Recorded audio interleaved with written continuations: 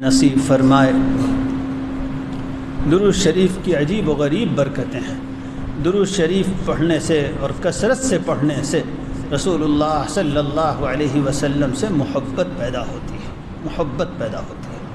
اور آپ صلی اللہ علیہ وسلم کی محبت اللہ کی محبت کا یقینی ذریعہ ہے۔ جس دل میں رسول اللہ صلی اللہ علیہ وسلم کی سچی محبت ہے، یقیناً اللہ اس دل سے محبت فرماتے ہیں۔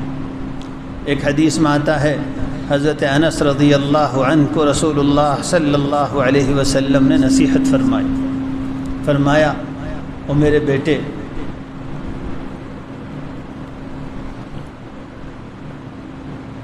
ان استطعت ان تصبح وتمسی وليس في قلبك غش لأحد او قال غل لأحد فافعل۔ بیٹا، اگر ایسا کر سکو کہ صبح اور شام اپنے دل کا جائزہ لے لیا کرو کہ اس میں کسی کے لیے کھوٹ تو نہیں ہے، کسی سے حسد تو نہیں ہے، کسی سے نفرت تو نہیں ہے۔ صبح کو ایک مرتبہ دیکھ لو، دل میں کسی کے لیے کھوٹ تو نہیں ہے، شام کو دیکھ لو، کسی کے لیے کھوٹ تو نہیں ہے۔ یعنی اپنے دل کو کسی اللہ کے بندے کے لیے حسد اور کھوٹ سے پاک کر سکو تو کر لو۔ اور پھر فرمایا، یا بنی انہا من سنتی، بیٹا یہ میری خاص سنت ہے۔ سنت صرف مسواک نہیں، ہر عمل جو رسول اللہ صلی اللہ علیہ وسلم کا ہے وہ سیکھنے کا اور عمل کرنے کا، ہر چیز اتباع ہو جائے، پوری زندگی اس فکر میں گزرے کہ ایک ایک ادا میں رسول اللہ صلی اللہ علیہ وسلم کی اتباع نصیب ہو جائے۔ ہر چیز میں، جیسے وہ سوتے تھے ویسے سونے لگیں، جیسے وہ کھاتے تھے ویسے ہم کھانے لگیں، جیسے وہ نکلتے تھے ویسے ہم نکلنے لگیں، جیسے وہ گھر میں جاتے تھے ویسے ہم گھر میں جانے لگیں۔ سیکھے آدمی ایک کیا دعا پڑھتے ہوئے جاتے تھے، پہلے دایاں پاؤں رکھتے تھے۔ اور اللہ کے بندے ہوتے ہیں ایسے جو ایک ایک عمل میں اتباع سنت کا خیال رکھتے ہیں۔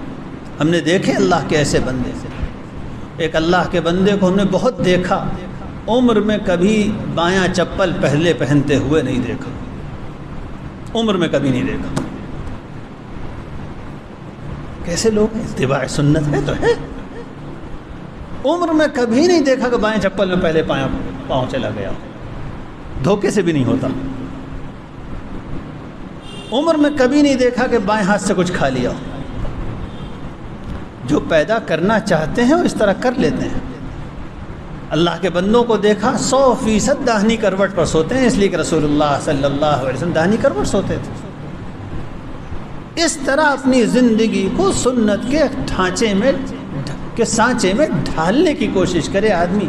ہر عمل جیسے حضور صلی اللہ علیہ وسلم چلتے تھے، جیسے دیکھتے تھے، جیسے کھاتے تھے، ایک ایک عمل اس طرح کرنے کی کوشش کرے آدمی۔ اسی طرح اپنا باطن بھی ویسا بنائے جیسے حضور صلی اللہ علیہ وسلم بناتے تھے۔ دل میں کسی کے لیے کھوٹ نہ ہو، جو نقصان پہنچائے اس کے لیے بھی دل میں کھوٹ نہ ہو، میں نے معاف کر دیا۔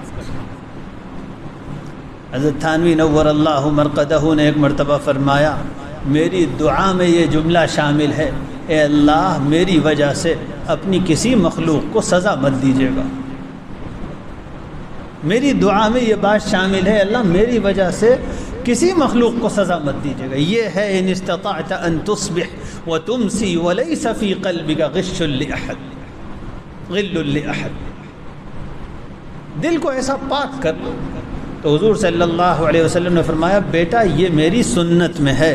پھر فرمایا، ومن احب سنتی فقد احبنی، اور جس نے میری سنت سے محبت کی اس نے مجھ سے محبت کی۔ ومن احبنی کان معی فی الجنہ، اور جس نے مجھ سے محبت کی وہ جنت میں میرے ساتھ ہوگا۔